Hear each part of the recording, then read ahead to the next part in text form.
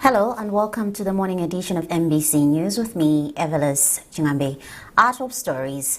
Entrepreneurs in the energy sector hail government for signing an over 500 billion kwacha energy compact, saying it will facilitate economic growth of the country.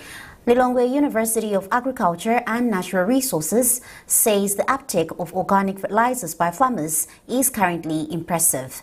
And communities in Mangochi urged to embrace environmental conservation practices to mitigate adverse effects of climate-related hazards.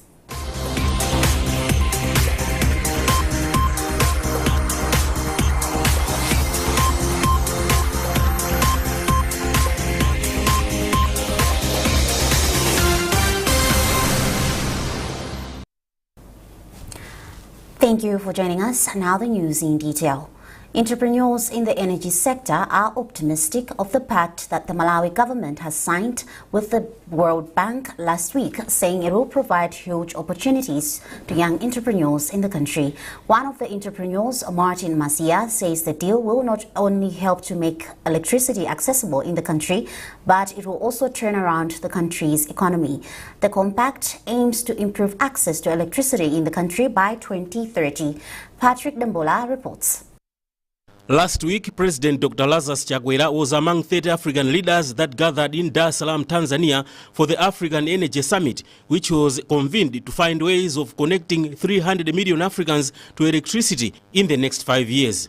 At the end of the summit, the government of Malawi secured a 300 million United States dollars compact with the World Bank, which will see Malawi increasing access to electricity to 70% and promoting the use of clean energy for cooking to 75% by the year 2030.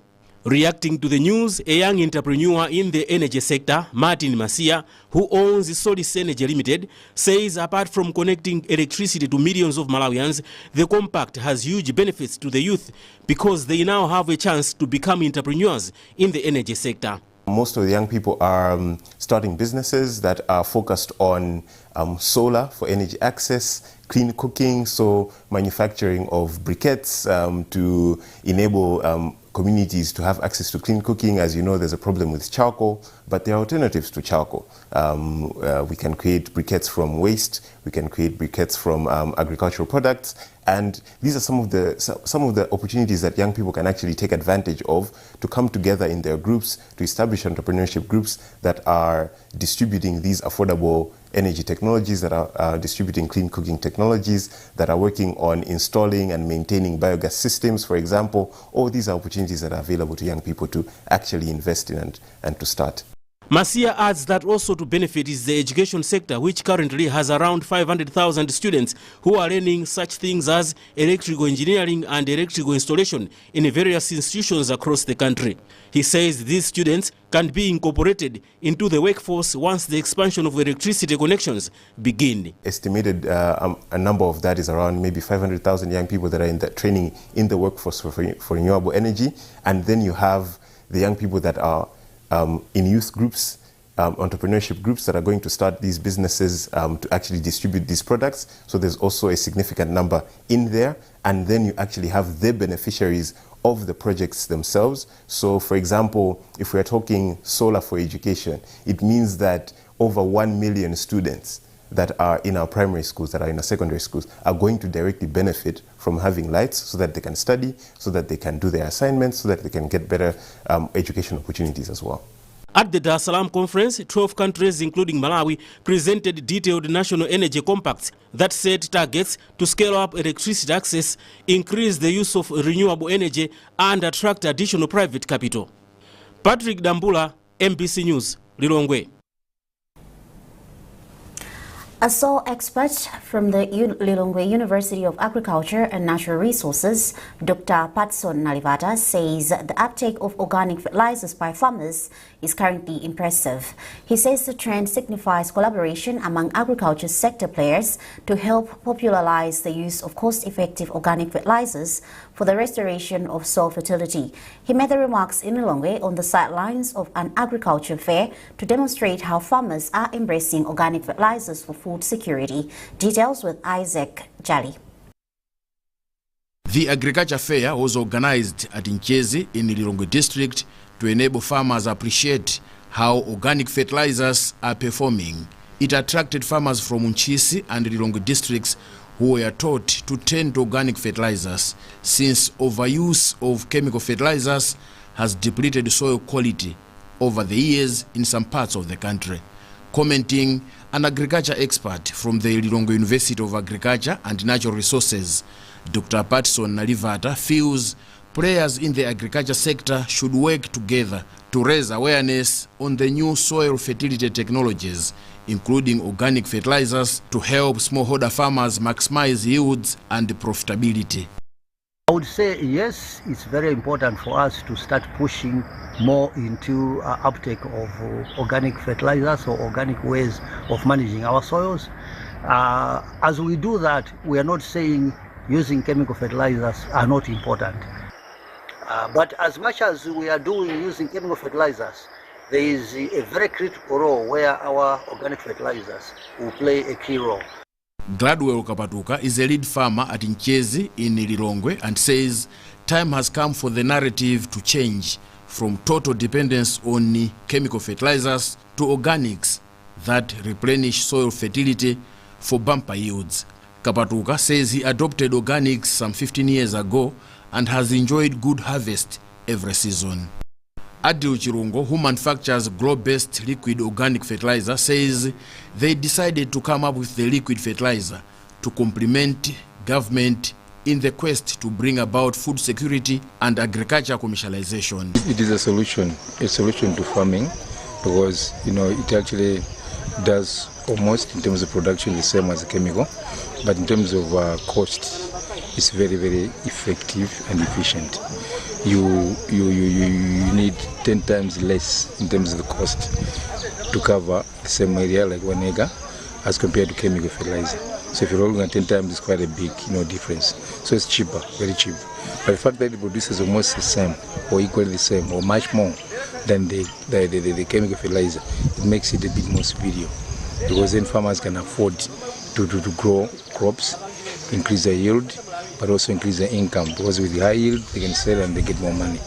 Malawi, as an agro-based economy, needs various cost-effective technologies that can lead to food security, such as organic fertilizers that have proved effective in restoration of soil fertility, water retention, and provision of nutrients to plants. Isaac Jali, MBC, Lilongwe.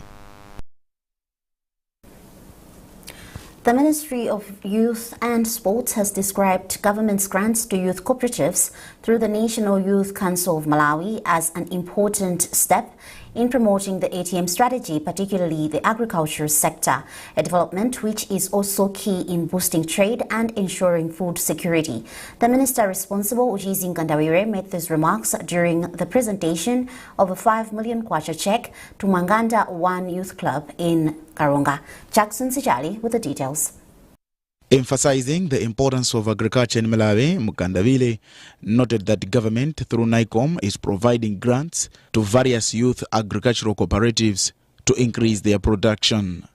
Manganda One Youth Club, which focuses on maize and rice production, is one of the groups benefiting from the 100 million Kwacha Youth Agriculture Cooperative Grant aimed at economically empowering the youth. In this pilot phase, the group has received a check of 5 million kwacha. During the check presentation, Minister of Youth and Sports Uchizi Mkandavire said the grant demonstrates government's commitment to addressing social challenges the country is facing. He emphasized that increasing maize and rice production, as Manganda One Youth Club is doing, will contribute to food security and stimulate trade with other countries, ultimately aiding in the generation of foreign exchange.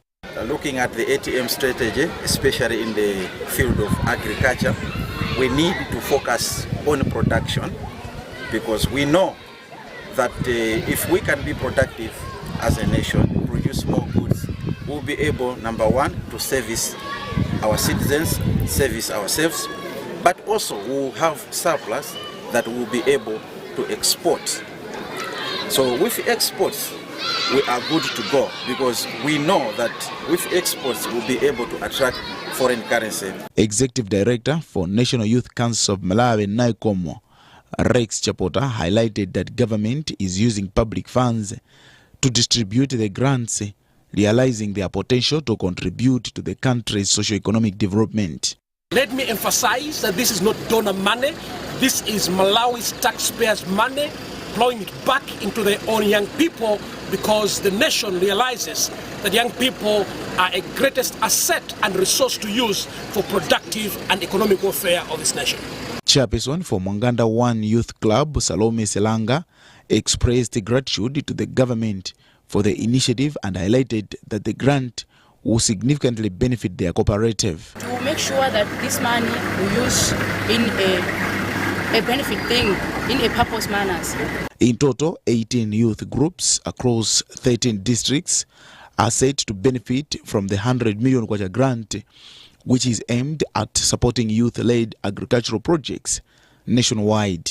In the northern region, groups like Sanga Youth Club in Nkatabe, Wamaka Youth Farmers Cooperative in Mzuzu, and Mwanganda 1 Youth Club in Karonga have already received the grants. Jackson Sitali, MBC News, Karonga.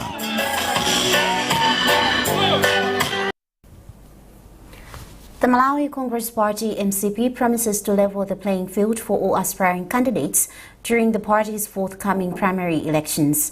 Director of Elections for the party in the North-South region, Kondwani Piri, was speaking at Ikwendeni in Mzimba North during a sensitization meeting. Chimwemwe Milulu has a report.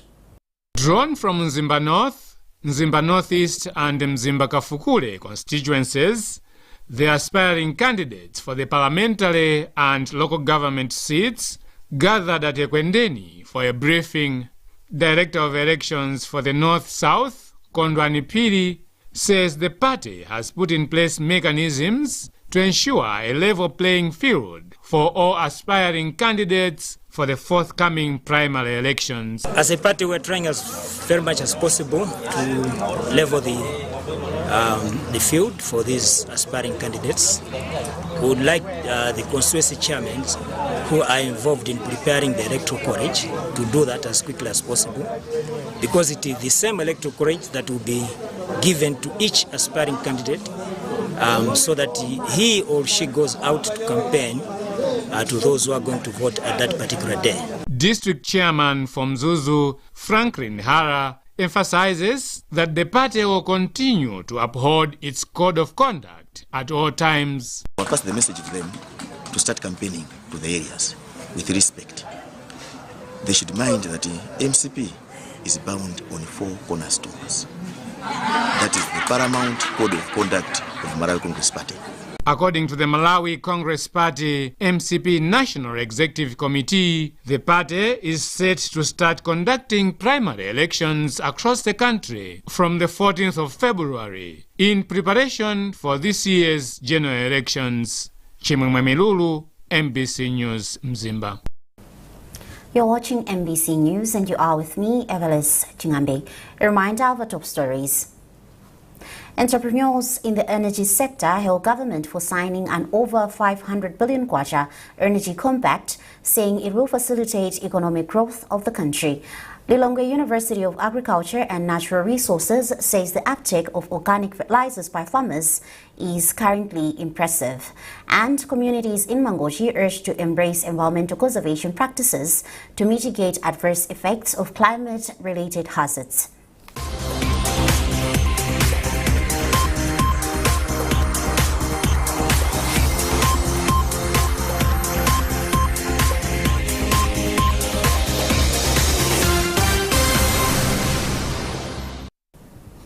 Welcome back.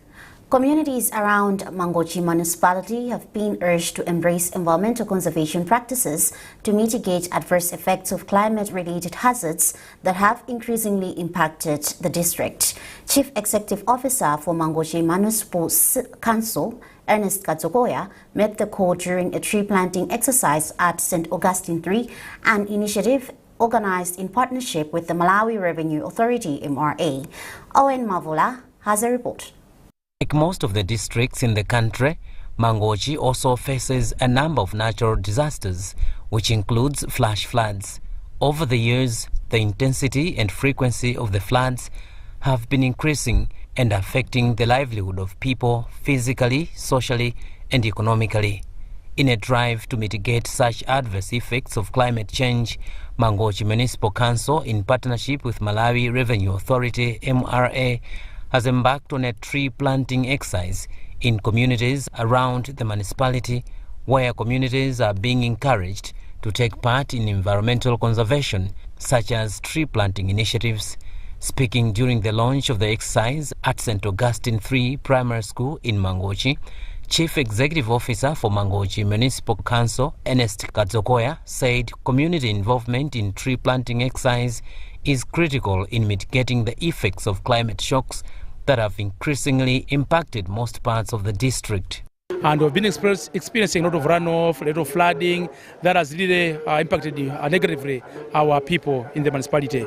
So hopeful that with this exercise, which is going to run for a number of days, because we're going to plant in a number of areas, we want to reduce the runoffs that we're normally experiencing, so that we can reduce the flooding that is we normally experience every year.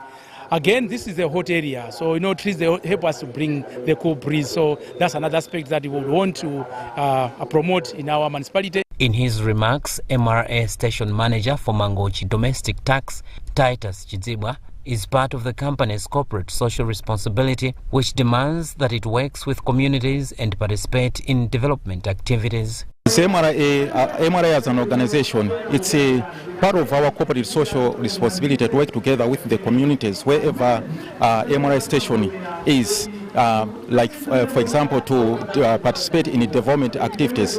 And one of the most important things is like the one we've just witnessed today, the tree planting exercise that we've had. The initiative also aligns with Malawi's National Forestry Season, which runs from 5 December 2024 to April 15, 2025. At national level, the Department of Forestry is expected to plant about 40 million tree seedlings across the country.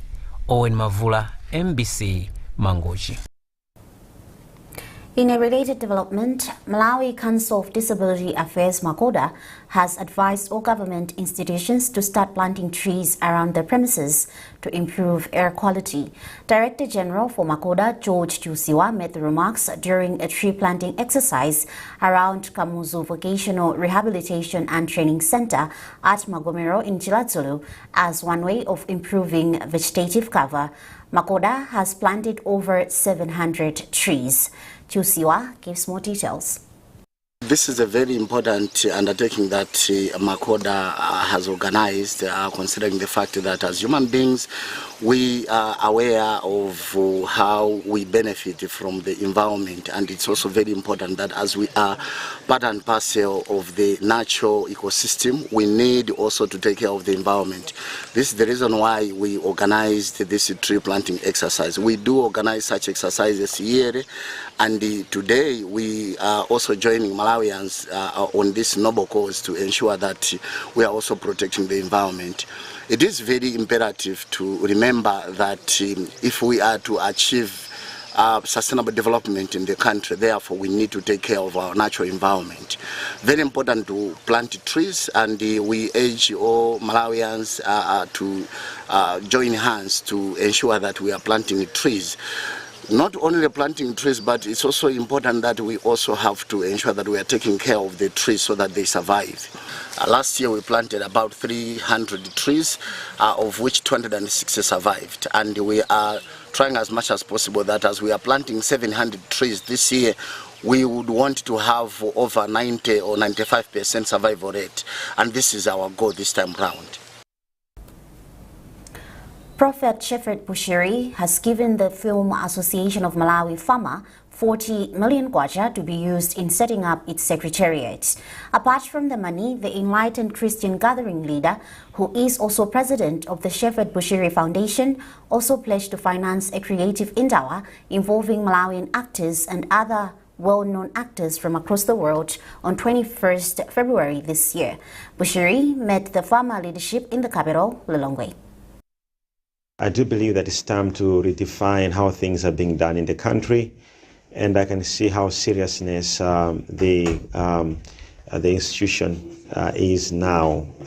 We did make a promise to support the industry last year, and we've been having a lot of follow-ups, and I'm excited that today we had a very important meeting where we had discussed, amongst others, the film itself, and as well as how the industry and the association can be established. So firstly, our promise to the industry, or to the association, the film association industry of Malawi, is that we will help them with the request they brought on the table, where they want to start operations. And that's the most important. You can't have anything without operations. So we will be assisting them with the 40 million, which is, of course, just to see how far they will go with the works. And secondly, we would like to start seeing operations. Former President Dorothy Kingston said apart from making the organization independent, they plan to buy state-of-the-art film production equipment. For starters, what we want, we had no structures, I could say so. So we've managed to set up the structures, but also we want to have a secretariat that's going to be supporting those structures. So for starters, we're going to find a place. We're going into renting for the first year, but the goal is to have our own land where we can construct like our headquarters for our association. And of course, the setup is not only just the structure and the furniture, no, we're also buying equipment, state-of-the-art equipment. And now in sports, Lino Security Service pledges to support the game of table tennis, which is lacking sponsorship in the country, as one way of developing the sport. Lino Security Services Chief Executive Officer Maxwell Mjemo said this in Mzuzu when the company met the Northern Region Table Tennis Committee as an expression of interest to sponsor table tennis in the Northern Region. Details with Rodolfo Nyirenda. Table tennis in the Northern Region has been run for many years without sponsorship, hindering the development of the sport in the country. With this background, Lino Security Services has shown interest to start sponsoring the Northern Region Table Tennis Committee with a package that will be disclosed soon after the committee has submitted the strategic plan to Lino Security Services. Lino Chief Executive Officer Maxwell Mjemo said as a company they understand the challenges the National Table Tennis Association is facing in promoting the sport, hence the company's sponsorship. As a preamble, we note that this is one of the sporting activities in the country that are laid down. So we wish to take it up and at least take some activities of this in this region and make sure that they are also rising. So there are a lot of things like the tournaments that they might have here. If we, once we are provided, we can see how we can support in those areas. Vice Chairperson for the National Table Tennis Association, Tom Muhango, said this is good news as it will develop the sport in the region and the country at large. Yeah, it will contribute a lot because so far if you don't have a sponsor, you don't have someone to assist you, you cannot take the sport up. So with the coming in of Lino Security Services, we're very sure that we'll develop the sport in line with the Malawi National Council Sports. Meanwhile, the National Table Tennis Association has assured Lino Security Services that they will speed up the formulation of their strategic plan so that the competition kicks off. Ludovico Nyirenda, MBC News, Mzuzu. And that item concludes this edition of MBC News. A recap of our top stories before we leave. Entrepreneurs in the energy sector hail government for signing an over 500 billion kwacha energy compact, saying it will facilitate economic growth of the country. Lilongwe University of Agriculture and Natural Resources says the uptake of organic fertilizers by farmers is currently impressive. And communities in Mangochi urged to embrace environmental conservation practices to mitigate adverse effects of climate-related hazards.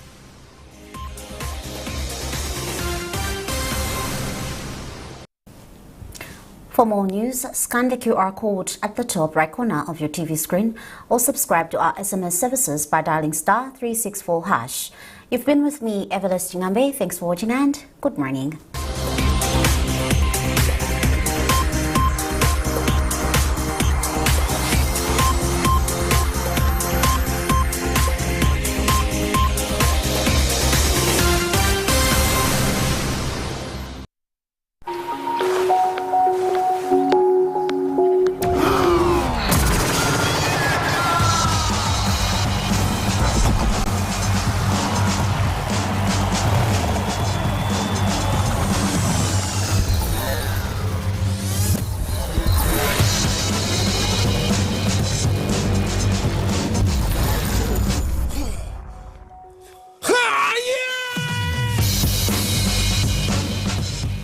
From the 28th of January 2025, the new MBC experience begins on MBC TV1 and love for MBC2 on the go flourish.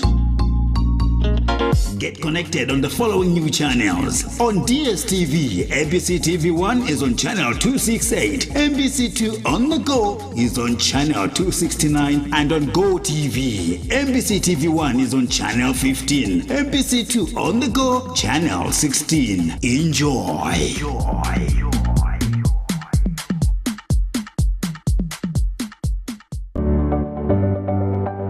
Sabaraino mu program ya Woman Talk. Kodi ndizoteka kuti azimaife tingakhale chipsinjo kwa zinzathu chifukwa cha khalidwe lathu. Ndizoteka khalidwe ndi chuma kuli maliro iye osapita kukaona malomo makhala bwino ndi anthu umafuna kuti anthu osazimba ngoma za iweyo kungokhala ndi bwana wachizimayi komatu tonsefe ndife amodzi koma khalidwe ndi limene limafunika kumufunsa mzibambo kuti inu bera anu mwakapikula kuti amatha kukuza bwinobwino koma kumfunsa mzimayi zako kuti amagulisa chinthu chomwecho inu kukhala auditor wachita auditor anthu mudzi wonse kungomuona Jeni ndo matama amandipowa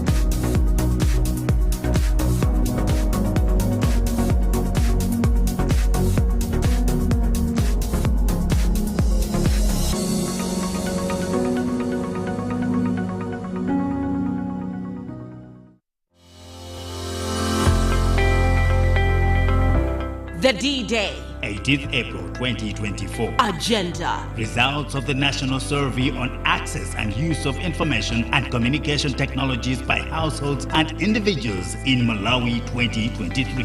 Malawians trust us, they watch us, and they listen to us. From a news perspective, from a program's perspective, it means we need to up our game. For one to be a great champion, you have to compete. On behalf of NBC Radio 1, it means a lot. Just confirms what we have been through and through. It is settled. MBC TV has the highest viewership and MBC Radio 1 has the highest listenership in Malawi. We said it before and we are saying it again now. We broadcast to millions. Set your view bar beyond friends and family. Choose the market leader. Choose MBC.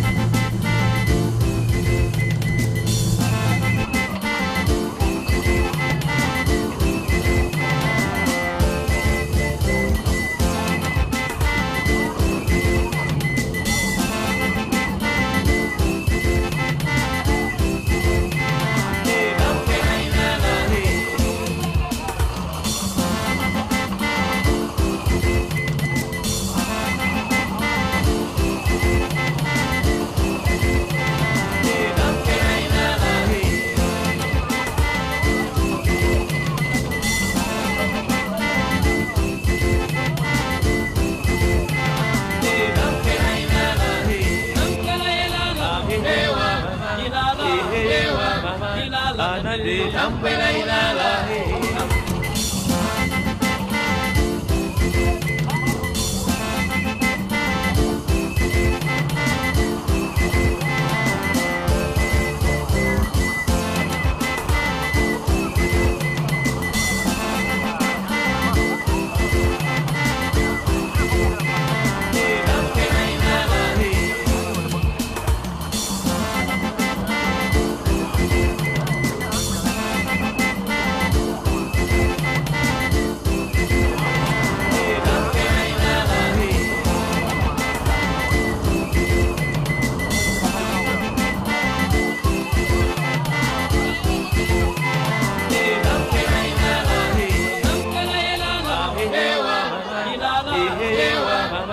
anade tambela ilala tambela ilala hewa mama hewa mama tambela ilala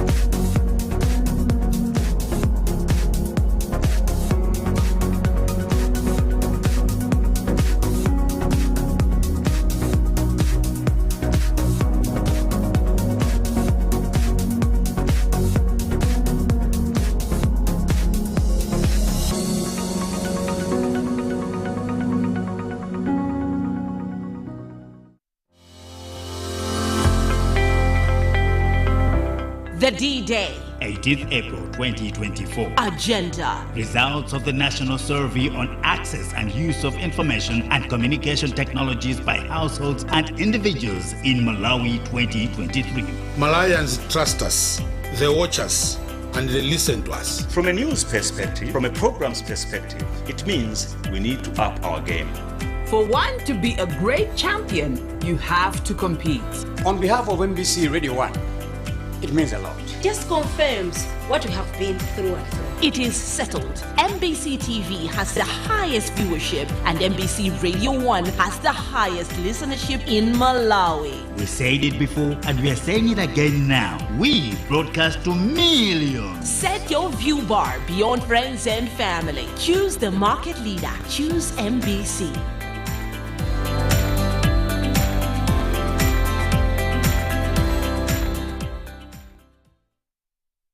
Simangani mama wewe, simangani mama wewe, simangani, simangana la vida wao, simangani, simangana la siya nyumba.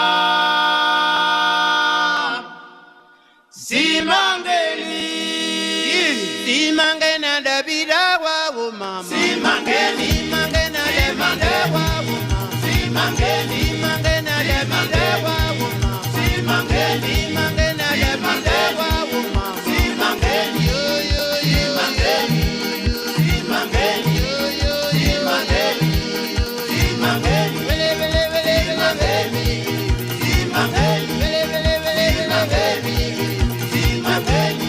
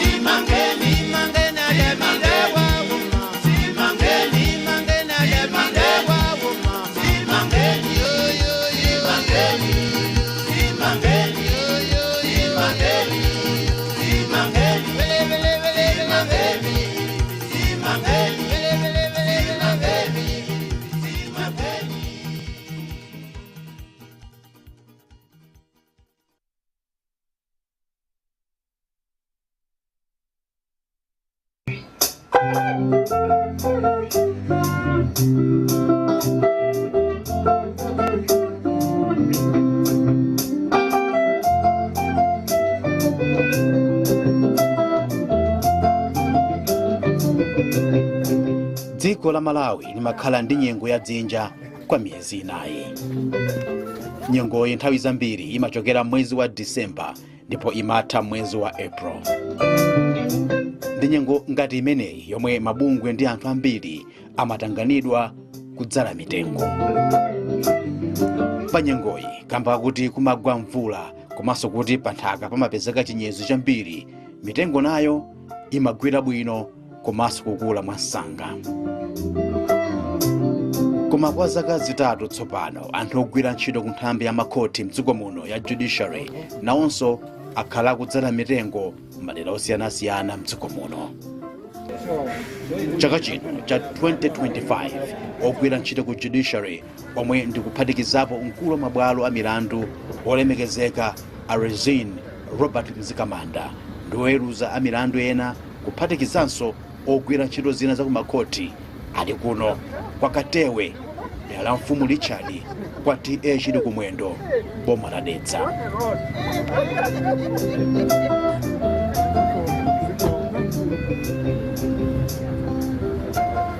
Kunali chimwemwe kwa anthu ambiri omwe amagwira ntchito ku mabwalo a milandu kukumana pamodzi kudera kumene ndikovuta kufika kamba kansewu. Inenso ndinali okondwa kuona kuti mafayilo a milandu amene iwo amakhala akuthamangitsa lero awasiya kaye, koma ndikunyamula mitengo yomwe amayembekezera kudzala pa tsikulo. Mawu ake mfumu yayikulu chili kumwendo yakuno kudedza yati ndi zinthu zosangalatsa kwambiri kuti Chief Justice abwere kuderali ndikudzagwira ntchito yotamandika ngati imeneyi pa bwalo lino la Katewe Court. Iwo akuti ngati anthu amderali anayamba kale kugwira ntchitoyi pozindikira kuti kudulidwa kwa mitengo kwakhudza kwambiri umoyo wawo. Justice Fiona Mwale omwe akuti kudzala kwa mitengo komwe iwo akuchita lero ndi chitsimikizo kuti nawo amakhoti ali ndi udindo wosamalira chilengedwe. Pamene pa Justice Fiona Mwale akuti iwonso ngati mayi akuzindikira bwino zakuyipa kosasamala chilengedwe ngati mitengo ku moyo wa mayi wa tsiku ndi tsiku. Mitengo imateteza chilengedwe. Nde azimayi ndife amene timapita kukatunga madzi kukalima. Nde ngati tikukalima kutali kapena tikukatunga madzi kutali chifukwa chokuti madzi akukololoka kapena madzi sakupezeka pafupi kuti tinaduladula mitengo, azimayi amakhala pa chiopsezo. Anthu amagwiririra munjira popita kukatunga madzi kapena kukalima kutali. Ndiye tikamadzala mitengo chonchi tikuteteza azimayi kuti azipeza chilichonse pafupi, komanso ngati mzimayi amene amayang'anira ana ukazala mtengo sikuti ndiwe amene utapindule, koma anawo ndi anawo ndi amene atazapindule ndi mtengo umenewo. Nawonso Justice Kenyatta Nyirenda akuti mwambo walero odzala mitengo kuno kwa Katewe Court boma la Dedza ukutsindika zimene Chief Justice Rezin Robert Mzikamanda amayankhula zoti iwo ngati oweruza milandu amakumana ndi milandu ina ngati ya malo komanso ya chilengedwe. Iwo akuti pamene akudzala mitengo chidzakhala chinthu chowakumbutsa za udindo wawo wosamala za chilengedwe pamene akukumana ndi nkhani iliyonse imene ikukhudza za mitengo komanso chilengedwe. It's most significant because as you might be aware, about 50% of the cases that we deal with, particularly in the civil division, has got to do with land issues. The parties that come there is because they want land. It's not just land, it has got to have life in it. And if we grow trees, we know that that land will be fertile enough so that we can produce good harvest.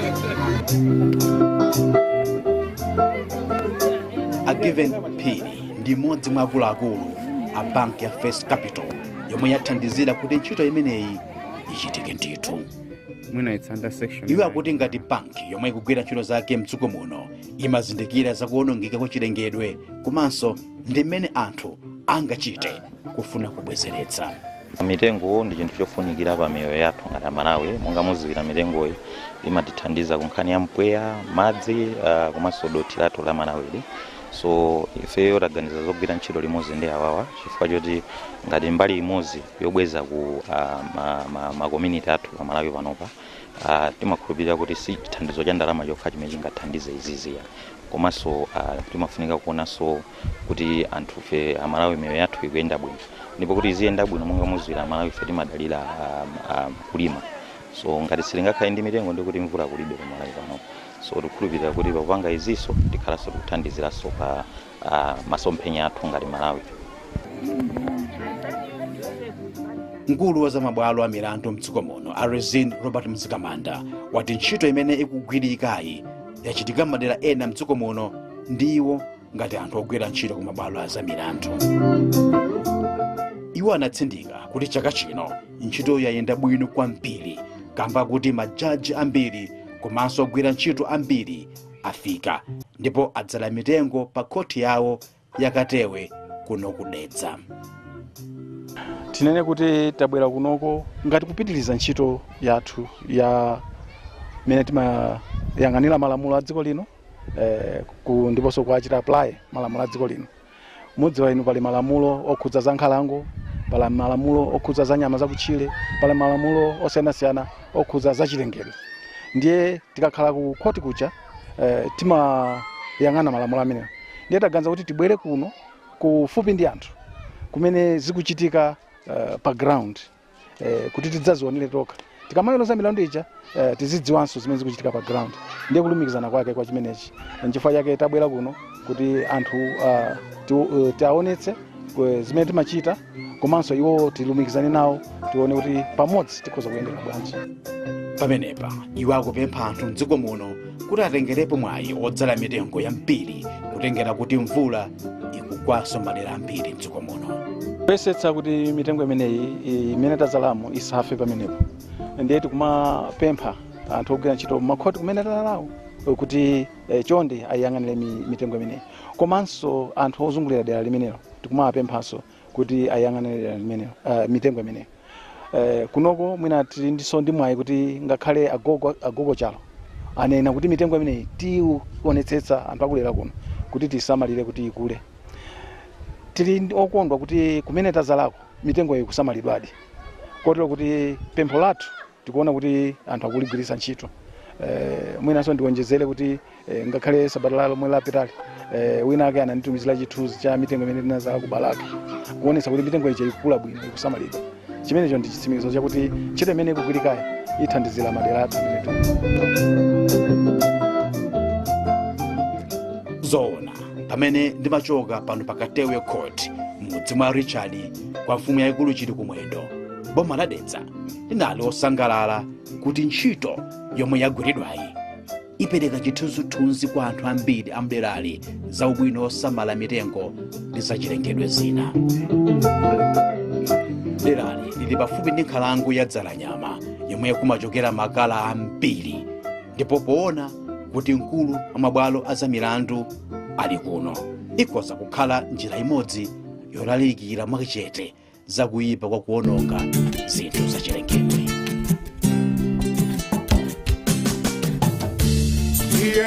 Tibialenso mitengo tieni tisamale mitengo tieni tisadule mitengo tieni titeteze mitengo shonde mitengo itipasa ntuzi komanso imasuka mpweya mitengo ibwereza chipato ikokhala mbala mene nyama tieni tibialenso mitengo tieni tisamale mitengo tieni tisadule mitengo tieni titeteze mitengo Shonde mitengo yikwere sambula utandize kuchepesa chilala mitengo iteteza ntaka kuchepesa mazi yosibukira tieni tibialenso mitengo tieni tizamale mitengo tieni tizadule mitengo tieni titeteze mitengo Shonde Mwaona ntaka ija ya kokoloka mama Malame ni nyama ziribe kokala owo Wasajeda niza soma lokala Shonde tieni tibialenso mitengo tieni tizamale mitengo tieni tizadule mitengo tieni titeteze mitengo tieni tibialenso mitengo tieni tizamale mitengo tieni tizadule mitengo tieni titeteze mitengo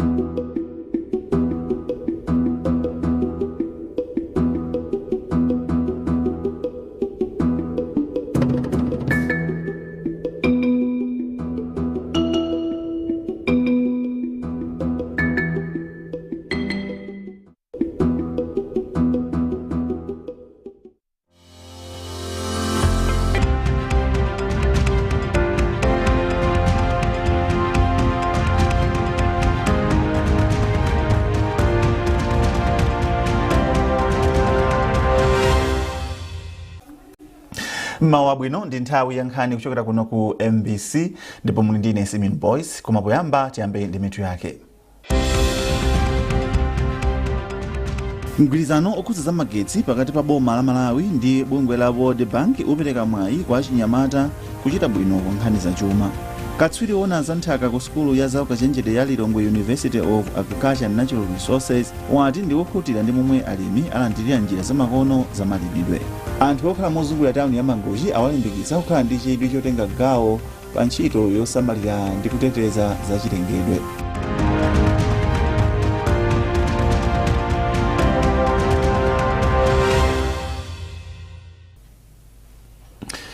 Tindizi komanso zina zambiri ndipo ndikupemphani tikhale limodzi. Nkhani yathu yoyamba, mgwirizano okhudza nkhani za magetsi pakati pa boma la Malawi ndi bungwe la World Bank omwe unachitikira ku Dar es Salaam mdziko la Tanzania sabata yathayi mwazina uthandiza mwayi waukulu kwa achinyamata kuti athe kuchita bwino pa nkhani za chuma.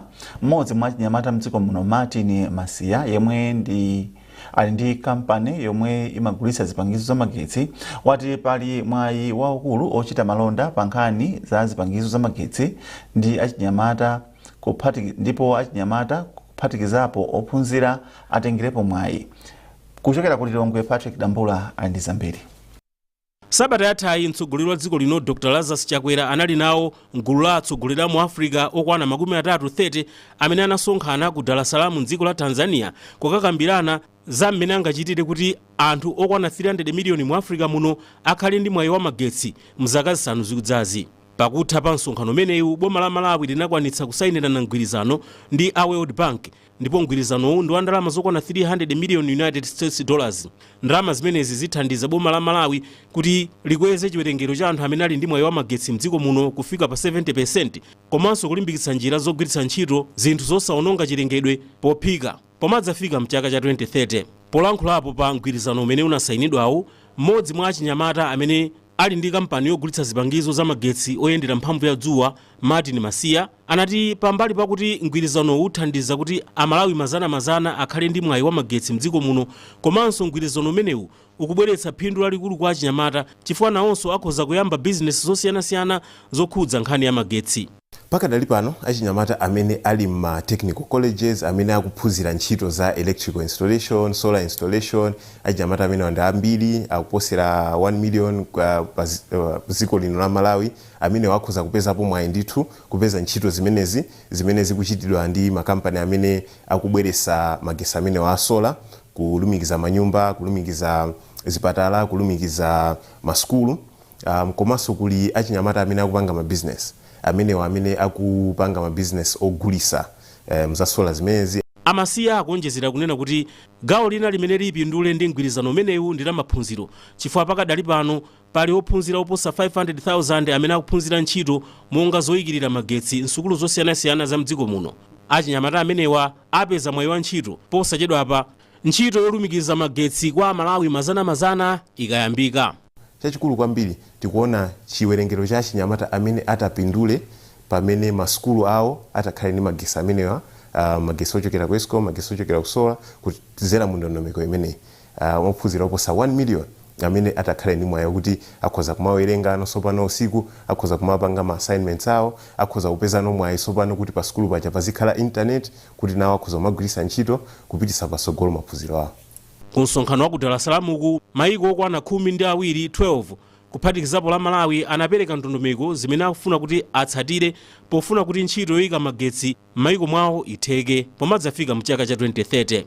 Patrick Dambula, MPC, Lilongwe. Katswiri wona zanthaka ku sukulu ya zaukachenjede ya Lilongwe University of Agriculture and Natural Resources Dr. Patson Nalivata wati ndi wokhutira ndi momwe alimi alandirira njira zamakono za malimidwe monga fetereza wa manyowa. Dr. Nalivata anena izi pa chionetsero cha zaulimi choonetsa phindu la fetereza wa madzi. Isaac Jali ali ndi ripoti. Chionetsero cha zamalimidwechi anachikonza ku Mchezi mboma la Lilongwe pofuna kupereka mwayi kwa alimi ang'onoang'ono kuti aone momwe fetereza wa manyowa akugwirira ntchito malo mongodalira fetereza wa mchere yekha. Pa chionetserochi panali alimi ochoka ku Ntchisi komanso mboma la Lilongwe omwe anawafotokozera kufunika kugwiritsa ntchito fetereza wa manyowa komanso fetereza wa madzi, atikamba kuti kugwiritsa ntchito fetereza wa mchere yekha ndi kumene kwaononga nthaka m'madera osiyanasiyana a dziko lino. Pothirirapo ndemanga katswiri ona za nthaka ku sukulu ya ukachenjede ya Lilongwe University of Agriculture and Natural Resources Dr. Patson Nalivata akuti nkofunika kuti mabungwe onse amene akugwira ntchito za ulimi agwirane manja ndi boma pozindikiritsa alimi kufunika kwa njira zosiyanasiyana zobwezeretsa chonde mthaka kuphatikizapo fetereza wa manyowa malo mongodalira fetereza wa mchere yekha mcholinga choti azipeza phindu lokwanira pa ulimi wawo. Ndipofunika kuti tilimbikitse njira zazikulu kuzera mabungwe osiyanasiyana kuti tithe kumapeza njira zimene mukubweretsa apa zimene timati organic fertilizer, chifukwa kuti zimenezo zimakhala kuti zili kuthekera kuti zizigwira zakudya zathu zija ngakhale zimene kuchokera ku fetereza kuti zisathawe mu nthaka, zikhale nthawi yayitali kuti mpaka na mbewu zathu zitagwira ntchito. Zimathandizanso kunena kuti munthaka mwathu muja pa chizungu amati soil health, kapena tingene kuti umoyo wa dothi kuti ukhale bwino. Agrado Kapatuka ndi mulimi wa chitsanzo amene akuti nkofunika kuti anthu asinthe kaganizidwe ndi kusiya kungodalira fetereza wa mchere yekha koma kugwiritsa ntchito zinthu zina kamba kuti madera ambiri nthaka yaguga zomwe zikuchititsa kuti alimi asamapeze zokolola zokwanira.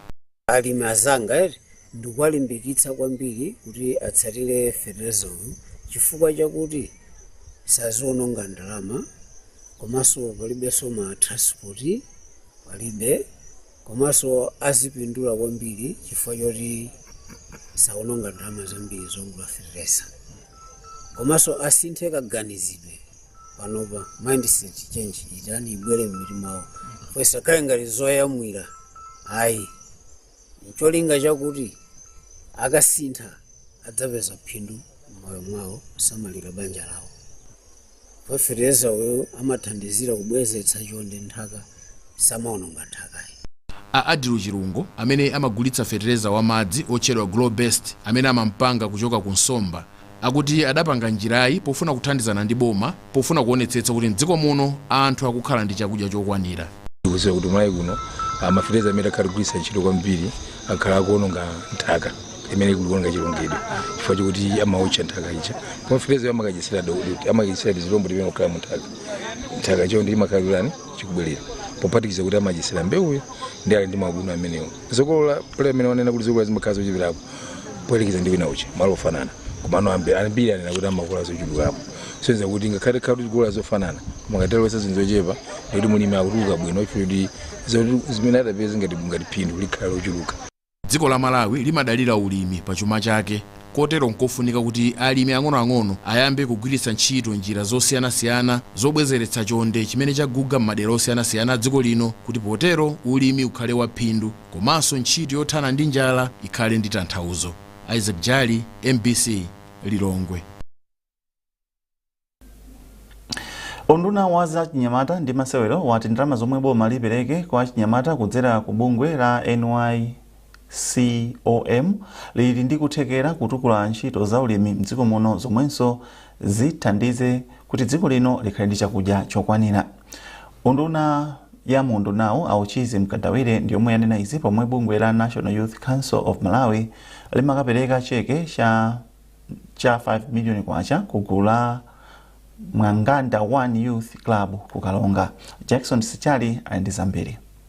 Potsindika za ubwino wa ulimi ku dziko lino nduna ya za chinyamata komanso masewero Auchizi Mkandawire inati ndondomeko yogawa ndalama yomwe boma layika ndi yofunika kwambiri pa nkhani ya ulimi. Gulu la Mwanganda One Youth Club kukalonga lomwe limalima chimanga komanso mpunga ndi limodzi mwa magulu omwe alandira nawo ndalama zochokera ku boma kudzera ku bungwe la NYCOM zomwe boma linalika zokwana 100 million kwacha zoti zithandize anyamata amene akuchita ulimi. Gululi lalandira cheke cha ndalama zokwana 5 million kwacha. Poyankhula atapereka chekechi ndunayi inati ndondomekoyi ithandiza kwambiri pothana ndi mavuto ena omwe dziko lino lakhala likukumana nawo monga njala.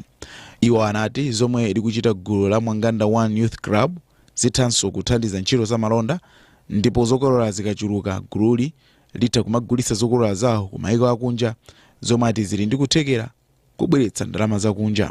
Koma tikuwalimbikitsa unena kuti tiyeni tizipanga zinthu zotokha, tikapanga ndiye tizigulitsa, zina tizidya zosalazo tizigulitsa, tikamagulitsa ndiye kuti tikupeza no forex uja. Mkulu wa bungwe la National Youth Council of Malawi NYCOM Rex Chapota anati boma likugwiritsa ntchito misonkho ya Malawi powabwezeranso zabwino ndi cholinga apindule kudzera ndondomekoyi. Nthawi zambiri anthu amakayikira kuti achinyamata amangosewera sangapange zinthu zachitukuko. Tufuna maklabu amene wa 18 amene apatsidwa mwayi umenewu kuti aonetse maluso awo, apange phindu, akweze ntchito zawo. Tikatero ndi kuti bomaso nalo lilimba mtima kuti achinyamata Malawi ndi achangu kotero kuti ndalama zimenezi akhoza kuzichulukitsa kuti enanso alandire mu chaka chikubwerachi. Wapampando wa gulu la Mwanganda One Youth Club Salome Selanga anati ndi okondwa polandira thandizoli ndipo lowathandizira mu njira zosiyanasiyana. Ife ndifosangalala kwambiri chifukwa choti talandira ndalama za nkhaninkhani imene yathuwirapo. Kupeza kulandira ndalama zambiri chonchi si chinthu chophwekayi. Eni ndife anthu osangalala kwambiri kuti mabizinesi athu omwe tikupangawa apita patsogolo and tipange extend zinthu zosiyanasiyana. Magulu 18 achinyamata maboma 13 amdziko muno ndomwe apindule ndi thumba la ndalamazi zomwe cholinga chake ndi kutukula miyoyo ya achinyamata omwe akuchita ntchito za ulimi. Ena mwa magulu omwe alandira kale ndalamazi ku chigawo cha kumpoto ndi monga gulu la achinyamata la Sanga ku Nkhatabe, Wamaka ku Mzuzu komanso Manganda 1 ku Karonga. Jackson Zichali, MBC News, Karonga.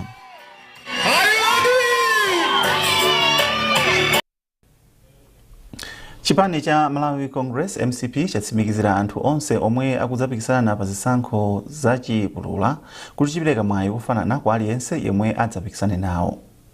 Mkulu woona za chisankho kumpoto chakumwera Akondwa Mphiri amayankhula izi ku Ekwendeni m'boma la Mzimba pa msonkhano ofotokozera anthu omwe adzapikisane pa zisankhozi momwe ntchito yonse idzayendere. Chimwemwe Milulu wadza ndi ripoti. Anthu omwe atapikisane pa chisankho cha chipulula m'madera aphungu a Mzimba North, Mzimba North East ndi Mzimba Kafukule anasonkhana ku Ekwendeni ku msonkhano ofotokozera ndondomeko ya mmene chisankhochi chidzachitikire. Mkulu woona za zisankho kumpoto chakumwera mchipani cha MCP Akondwa Mphiri ati chipanichi chayika ndondomeko zothandiza kuti pasakhale kukondera pakayendetsedwe ka zisankho za chipululazi. Payenera kukhala ndondomeko yomwe ayenera kudziwa zinthu zoti kodi kampeni ayenera kupanga bwanji, adziwe anthu amene azavotere ndi wati, chifukwa ngati sakudziwa anthu amene azavotere ndekuti candidate ameneyo sanakonzeke. Taawuzanso kuti aonetsetse candidate aliyense kuti ali ndi voters roll, kuti anthu amene azavote nthawi imeneyo komanso anthu ameneyo akhale ndi kuti analembesa ku Malawi Electoral Commission kuti pa general election September azakhale akuvotanso. Wapampando wa chipani cha MCP dera la Mzuzu a Franklin Hala atsindika kuti chipanichi chipitiriza kutsata ngodya zinayi pomwe chikutumikira anthu. Code of conduct ya Malawi Congress Party fokona stones momwemo chifukwa imachita bind zonse kuvera kwa Malawi Congress Party sangapange chisawawa ngati ndiweni alese ungobwera aganyu ndamasokoneza kwa Malawi Congress Party ngodya zijafulo fokona stones ndi code of conduct ya ikulu kwambiri kusiyana ndi zonse ndi dimenti mayendero. Malingana ndi akuluakulu la chipani cha Malawi Congress MCP, zisankho za chipulula ziyamba pa 14 mwezi uno m'madera osiyanasiyana m'dziko muno. Chimwemwe Milulu, MBC Mzimba. Nkhanizi zikufikani kuchokera kuno ku MBC tentonenso mitu yake.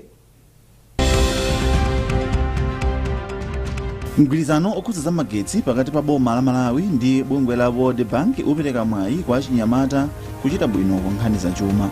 Katswiri woona za nthaka ku sukulu ya zaukachenjede ya Lilongwe University of Agriculture and Natural Resources wati ndi wokhutira ndi momwe alimi alandirira njira zamakono za malimidwe. Anthu okhala mozungulira tawuni ya Mangochi awalimbikitsa kukhala ndi chidwi chotenga gawo pa ntchito yosamalira ndi kuteteza za chilengedwe.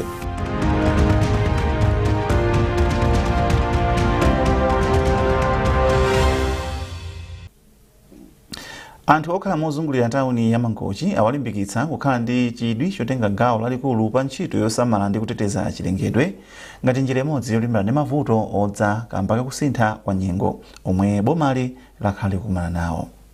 Mkulu wa ofesi ya konsolo ya tawuni ya Mangochi a Ernest Kadzokoya amalankhula izi pa sukulu ya primary ya St. Augustine 3 pamwambo obzala mitengo omwe wachitika mogwirizana ndi bungwe la Malawi Revenue Authority MRA.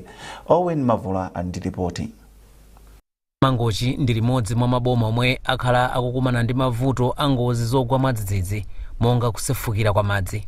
Ngozi zotere zakhala zikusokoneza miyoyo ya anthu ochuluka kamba ka mavuto monga kuonongeka kwa nyumba komanso katundu osiyanasiyana. Pofuna kulimbana ndi ngozi za mtundu zomwe nthawi zambiri akuti zikuchitika kamba ka mavuto akusintha kwa nyengo, konsolo ya tawuni ya Mangochi mogwirizana ndi bungwe la Malawi Revenue Authority MRA yakhazikitsa ntchito yobzala mitengo m'madera ozungulira tawuni komwenso akulimbikitsa kumema anthu kuti atenge nawo mbali pa ntchitoyi.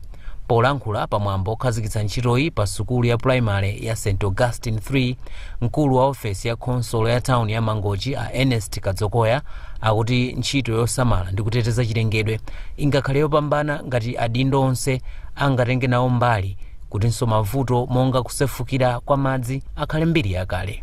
nkhani yakulu ndiyoti tawuni yathu iyi monga tikuidziwira imakhala m'madzi chaka ndi chilichonse, madzi kusefukira, nde kwambiri tikaona zimene zikuchitika ndiyoti tikusowa mitengo ngati imeneyi kuti madzi asamathamange kwambiri. So ndichikhulupirira kuti mitengo tikadzala ambiri mtawuni mwathu muno m'makomo fuati alimbikitsanso anthu kuti adzale khale m'makomo, zikatero tichepetsa kuthamanga kwa madzi mtawuni yathu ino, tikatero ndi kukokoloka kumeneku tikuchepetsa. Komanso kwathu kuno ndikotentha monga tikuidziwira mangochi ndiyotentha, nde kuti tikhale ndi mithuzi yabwino, mpweya wabwino, tiyenera kukhala ndi mitengonso yambiri. Mawu ake mkulu wa ofesi ya bungwe lotolera misonkho m'boma la Mangochi Titus Chidzibwa akuti ntchitoyi ndi imodzi mwa mfundo za bungweli zomwe zimalimbikitsa kutengapo gawo pa ntchito za chitukuko m'madera momwe akugwiramo ntchito. Ifeyonso taona kuti ndi chinthu cha mtengo wapatali kuti tigwire nawo ntchito imene yodzala mitengo. Muthaonena kuti mwina choti mungadziwe nchiona kuti sife tokha IMRA Mangochi station kapena Chiponde custom station amene tikudzala mitengo, komanso madera mwina kumene kuli ma station a IMRA nakonso kumene kwakudzala mitengo. Ntchitoyi ikugwirika pamenenso dziko lino lili munyengo yolimbikitsa kudzala mitengo mpaka pa 15 April chaka chino. Munyengoyi nthambi ya zankhalango ili ndi chikonzero choti mitengo yokwana 40 million ikhale itadzalidwa mdziko muno. Owen Mavula, MBC, Mangochi.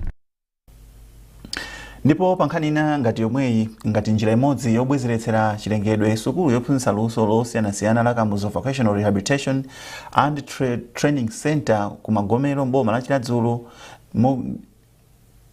bungwe loyang'anira ntchito za anthu aulumali mdziko muno la Malawi Council of Disability Affairs Makoda adzala mitengo yokwana 700. Poyankhula pa mwambo, mkulu wa Makoda a George Cheusiwa anati mpofunika kuti mabungwe komanso makampani onse a boma adzibzala mitengo pafupi ndi maofesi awo kuti adzithandiza kubweretsa mpweya wabwino. A Cheusiwa anatinso iwo ngati bungwe akhala kulimbikitsa kufunika kobzala mitengo pa sukuluyi, ndipo chaka chatha anabzalanso mitengo yokwana 360 ndipo mitengo 260 ndiyomwe yakula. A Cheusiwa akufotokoza zambiri. Bungwe la Malawi Council for Disability Affairs Makoda ngati bungwe la boma nalo likuzindikira kunena kuti kubyala mitengo nchinthu chofunikira kwambiri, makamaka pamene tikukamba zopititsa chitukuko patsogolo mdziko lino. Sitingakambe za chitukuko chija chomwe tikuchilalika tikuchisimba pansi pa Malawi 2063 ngati sitisamala chilengedwe.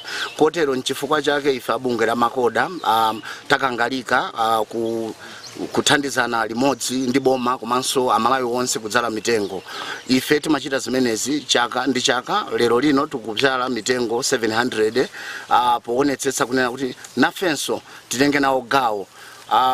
Ino ndi ine tonse tikudziwa kunena kuti ngati anthu timadalira chilengedwe kumene mpweya umene timapuma ndi chilengedwe chimene. Komanso mukaona nkhani yokhudza ngozi zokwa mwadzidzi kuno ku Malawi ni nkhani imene yakhale kutivuta kwa nthawi yayitali. Zimenezi zimabwera ifa choononga chilengedwe, ndipo kuti zimenezi mwina mavuto amene wachepeko nkofunika kwambiri kunena kuti tibyale mitengo. Ndichifukwa ife tikuchiona chinthu chimene chichofunikira kwambiri kunena kuti tichichite. Chaka chatha tidabyala mitengo 300 imene idachita ngati idakalipo kufikira lero ndi mitengo yokwanira 260. Koma maloto athu pakali pano pamene tikubyala mitengo 700 tikufuna kuti mwina yonse itakhala kuti ili moyo, ncholinga chonena kuti ife kumalo kwathu kuno kukhale kunena kuti kuli chilengedwe chachikwanekwane pamene nafenso tikupititsa patsogolo ntchito imeneyi yosamalira chilengedwe ngati bungwe la Makoda. Mtsogoleri wa mpingo wa Enlightened Christian Gathering ECG Prophet Shepherd Bushiri wapereka ndalama zokwana 40 million kwacha ku bungwe la Film Association of Malawi Farmer zoti agwiritse ntchito kukhazikitsa maofesi komanso kugula zipangizo za maofesimo. Ndalama zo apereka pa mwambo omwe bungwe la Farmer linakumana ndi Abushiri mu mzinda wa Lilongwe. Malinga ndi Abushiri, iwo ndi okonzeka kupereka ndalama zochititsira mkumano wapakati pa anthu ojambula makanema a mdziko muno komanso ena otchuka ochokera ku maiko ena pa 21 February chaka chino. Nali meeting yabwino kwambiri kuti tinakumana nawo a Film Association of Malawi. Chachikulu nchakuti tinalonjeza kuti thandiza kuti pachitike film imene maakita ena kunja komanso akuno ku Malawi akhalire limodzi, koma sizinachitike mpaka pano. The meeting imene inali ya follow up kuti zili pati. Ndiye chachikulu kwambiri nchakuti ngati industry amene akhale ndi maofesi komanso zipangizo zina ndi zina zimene lerolo anabwera kuzakamba kuti akufunikira zimenezo kaye tisanapite kapena kukamba zina ndi zinazo. Nde talonjeza kuti ife tikupereka 40 million imene athandizire pamene akhale akupanga maofesi amenewo kuti maoperations onse ayambike. Komanso chachiwiri talonjezanso kuti pa 21 February yomweyi ikubwerayi tikhale tikupanga sponsor kuti kubwere akatswiri amene abwere kunoko ena ni marketer amayiko ena komanso odziwa kuti angayendese bwanji association imeneyi kuti ipite patsogolo. Ndipo mawu ake mkulu wa bungwe la Farmer a Dorothy Kingston anati ndi okondwa ndi thandizoli. Iwo ati masomphenya a mtsogolomu ndi ogula zipangizo za makono zojambulira makanema komanso kukamba nkhani za mabuku amaphunziro a mdziko muno kudzera makanema.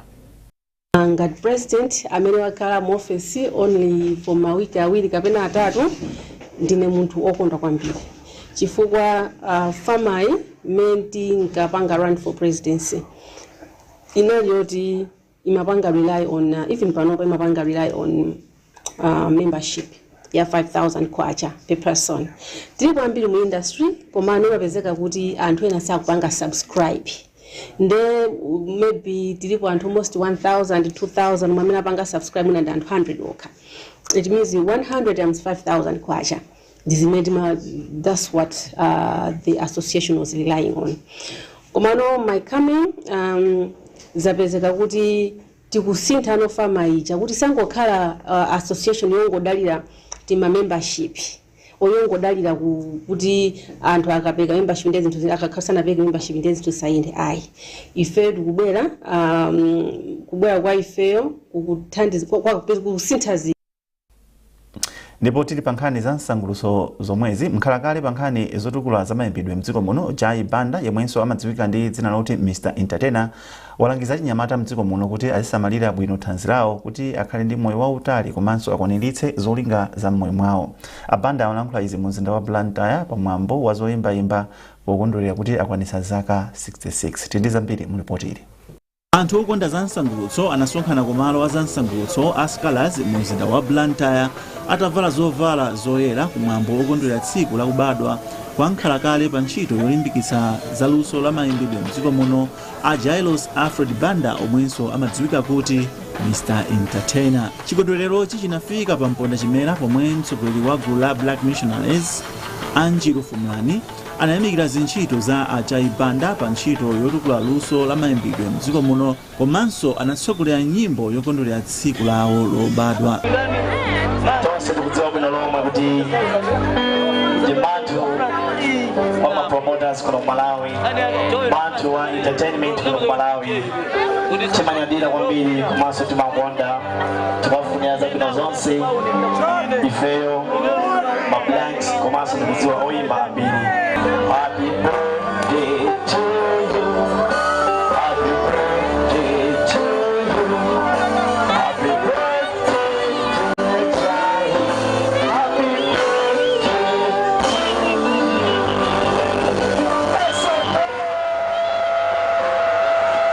I encourage you all young people to look after yourselves, so that you can live up to the age which I have lived myself. Polankhula ndi MBC Abanda omwenso amagwira ntchito ngati lawyer athokoza Mulungu chifukwa cha mphatso ya moyo wautali ndipo alangiza achinyamata kuti azisamalira bwino miyoyo yawo kuti athe kukhala ndi moyo wautali ndi kukwaniritsa zokhumba za moyo wawo. Mwambowu unatsogoleredwa ndi gulu loyimba nyimbo zachamba cha reggae la Black Missionaries omwe anasangalatsa anthu ndi nyimbo zochokera mu zimbale zakuyimba komanso oyimba ena monga bandi ya Makasu, John Zembani, Sam Smack ndi bandi ya Nep Sounds. Ochita business wa mboma la Mangochi Lifa Twice yemwenso amadziwika ndi dzina loti Mr Mangochi anapereka mphatso ya zovala komanso perfume kwa Ajai Banda. Kwa zaka zoposa 35 Ajai Banda akhala akugwira ntchito yotukula luso la mayimbidwe mdziko muno kufikira pomwe anasiyira ntchitoyi mwana wawo Tondelai Banda zaka zingapo zapitazo.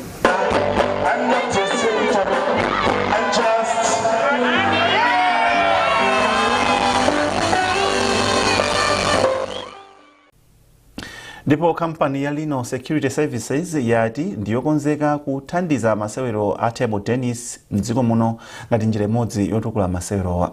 Mkulu wa kampani Maxwell Njemu anena izi pomwe amakumana ndi komiti yoyendetsa masewero a table tennis ku chigawo chakumpoto, pomwe kampani yaonetsa chidwi choyamba kuthandiza komiti ya mpikisanowo. Mtolankhani wathu Rodoviko Nyirenda ndi nkhani yonse.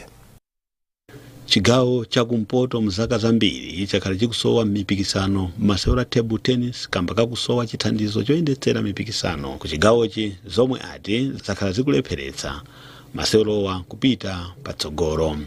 Poona vutoli, kampani ya chitetezo ya Lino Security Services ndi chidwi choyamba kuthandiza komiti ya chigawo chakumpoto yoyendetsa masewerowa ndi ndalama zoyendetsera mpikisano zomwe anene patsogolopa komiti iyi ikapereka ndondomeko yoyendetsera mpikisanowu. Mkulu wa kampani ya Lino Security Services Maxwell Njemu anati akudziwa za mavuto omwe masewero a table tennis amakumana nawo, n'chifukwa chake akufuna kuthandiza masewerowa ndi mpikisano. Ndi imodzi mwa activities amene ndiofunikira koma ndiyosalidwa ndi tinaona ngati mwina titenge nawo gawo kuwapanga promote. So chifukwa chake tinabwera kuti tichite nawo support. Komanso timafunitsitsa kuti akhale ndi ndondomeko yabwino yoyendetsera zinthu zawo kuti ife titachita ku support pena ndi pena, komanso tilole anthu pena kuti achiteso support mcholinga chokuti zipite patsogolo, tisangokhala zosiyidwa mmene zili. Wachiwiri kwa wapampando wa bungwe loyendetsa masewero a table tennis mdziko muno Tom Muhango anati nkhani ndi yabwino kwambiri potukula masewerowa ku chigawo chakumpoto komanso mdziko muno. Chigawo chathuchi table tennis simayenda kwenikweni, kosi maklabu alipo ikupendeni mchuzubwino, komano malinga ndi resources sizimayenda mulungusuka. For someone to travel, for a coach to travel to Ikwendeni, to Rumpi, makazo vutirapo chifukwa tinalibe zoti timeneleza mtu chotayende. Pakadali pano bungwe la masewero a table tennis mdziko muno latilichita machawi polemba ndondomeko yoyendetsera mpikisanowu. Rodoviko Nyirenda, MBC Mzuzu. Ndipo pomaliza nkhanizi nayinso mitu yake. Mgwirizano okhudza za magetsi pakati pa boma la Malawi ndi bungwe la World Bank upereka mwayi kwa achinyamata kuchita bwino ku nkhani za chuma. Katswiri ona za nthaka ku sukulu ya zaukachenjede ya Lilongwe University of Agriculture and Natural Resources wati ndi wokhutira ndi momwe alimi alandirira njira zamakono za malipidwe. Anthu okhala mozungulira tawuni ya Mangochi awalimbikitsa kukhala ndi chidwi chotenga gawo pa ntchito yosamalira ndi kuteteza za chilengedwe.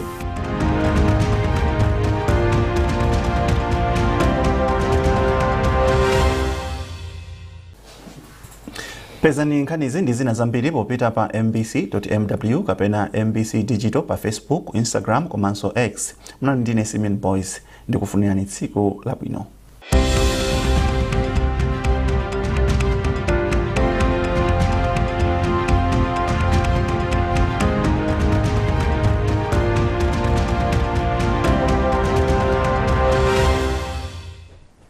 Mwabwino kononse ndipo ni nthawi ya zanyengo.